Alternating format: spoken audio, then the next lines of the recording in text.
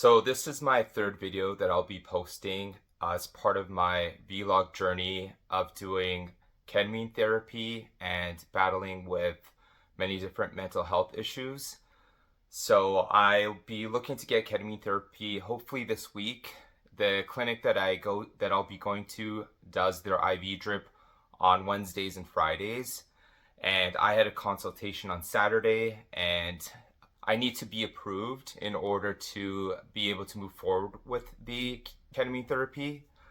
I'll be going into that, just the process and the procedure, as well as what is ketamine therapy, how does it work, is it different from the recreational drug, and any other little tidbits that I can help provide. And I'll be posting more of these videos as I speak about my mental health issues in hopes that this does help out anybody else. I am feeling very optimistic about ketamine therapy from the research that I've done. It's proven to be about 60 to 70% effective in people that have treatment-resistant depression or anxiety or PTSD and some chronic pain, and they have tried many other different forms of medications or therapies and they have not worked. So this is kind of the next step. There's many other steps that somebody can go through. There's things such as EMDR, which has to do with rapid eye movement. I believe it's something to uncover some of the underlying thoughts that you have in your subconscious mind. That's something that I was investigating. There's the electroshock therapy, and that kind of frightens me. Even though I suffer through several different mental health issues, I am very high functioning. I get a lot of things done. Maybe that's because of my ADHD. Maybe that's because I feel like I need to overcompensate, but I definitely do a lot throughout my day. And I worry that something to do with shock therapy could screw that up. It could screw up the creativity that I have. Those are just fears of mine. I know that it's been proven to be safe and not have any of those effects. Again, on my journey, the next step that I do want to try is ketamine therapy. So how it works is that it affects a part of your brain called the glutamate system, and it helps reset your brain and put it in a state of vulnerability, or what they call neuroplasticity. So in a more vulnerable state, to start being able to really build new neural pathways, start more positive thinking and momentum, and shake off a lot of the negative thought patterns. And unlike other antidepressants, ketamine is supposed to work in the first couple of hours or even days. And if you are somebody that is on antidepressants like myself, you know that these are not fast acting. And so ketamine therapy is supposed to be partnered up with psychotherapy, and that's what's recommended or suggested. I do believe that you can just get the treatment, which is what I am looking to do. Why it's suggested to combine it with psychotherapy is because when you're in a state of neuroplasticity or your brain has had a reset, it means you can really start building those positive thought patterns. And the psychotherapy is really supposed to help facilitate that and encourage that and make sure that you really do shake off those negative thought patterns or those negative thoughts in your subconscious mind. So what the treatment looks like is that over the course of 3 to 5 weeks, it's recommended that you do 6 dosages of the ketamine combined with 6 sessions of the psychotherapy. I've been looking at a lot of different options in terms of what that looks like for cost, and I've been seeing anywhere from $400 to $750 for a dose. So that's not including the psychotherapy. I'm seeing the psychotherapy with the clinics from $200 up to $400. There are some clinics that, do look aesthetically nicer.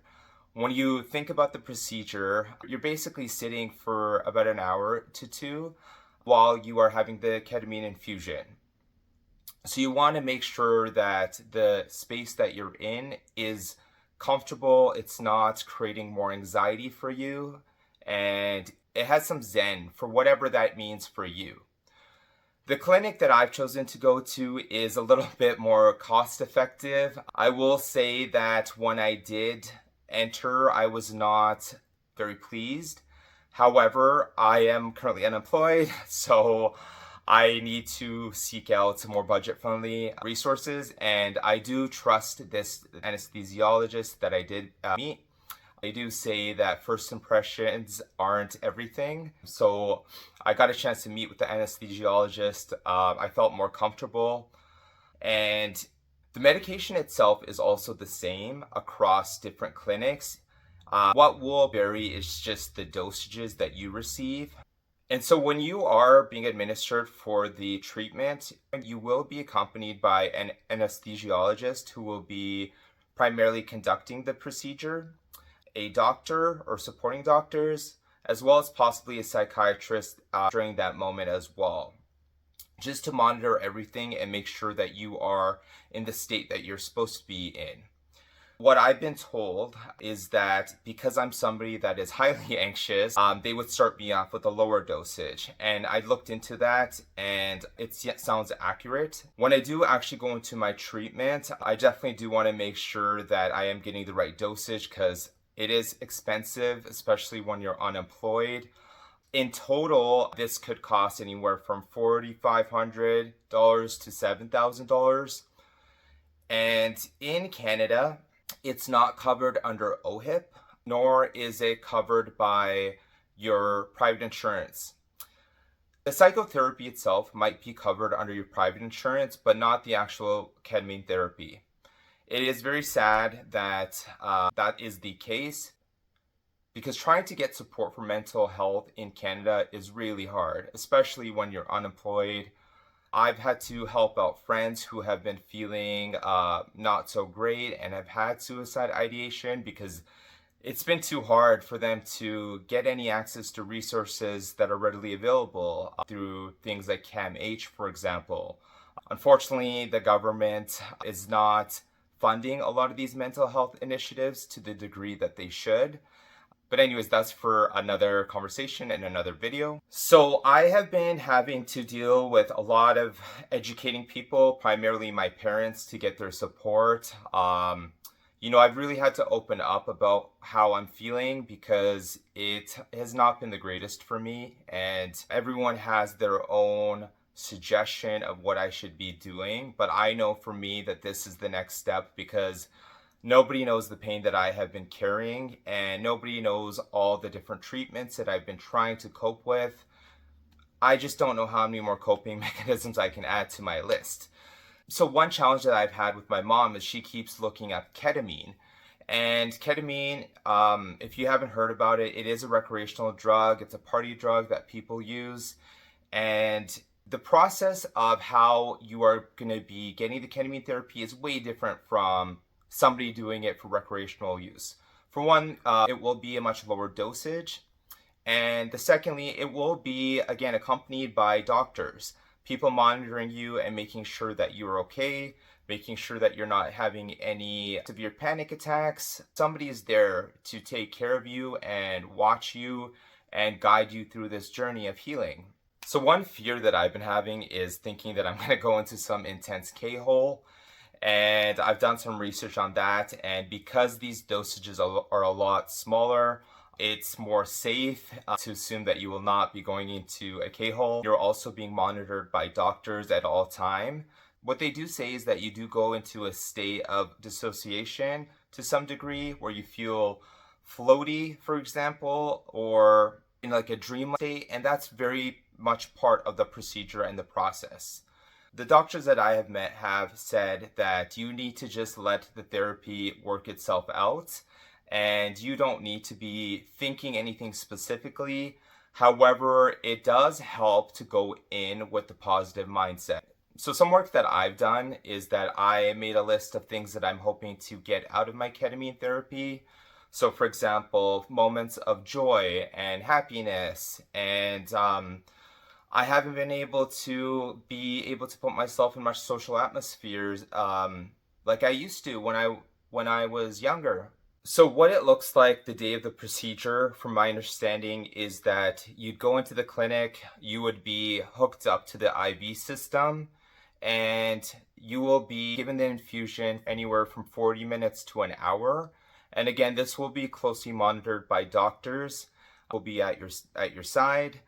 And some things that they hook you up with is an eye mask and also some headphones to listen to meditation music or some positive music.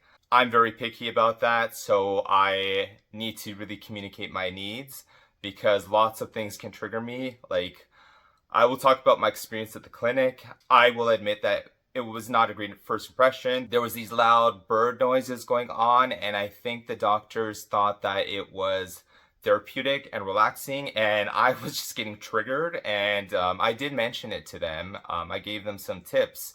They recommend that if you do use cannabis, to not consume any within 12 to 24 hours. However, I would recommend that you really speak to the doctor or the anesthesiologist just to make sure that you're following the right protocol.